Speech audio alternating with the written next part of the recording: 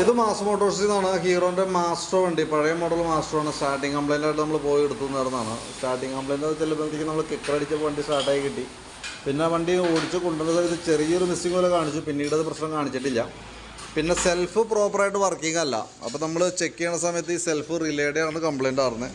ഇതാണ് അതും ഇരുന്നായിരുന്ന റിലേ.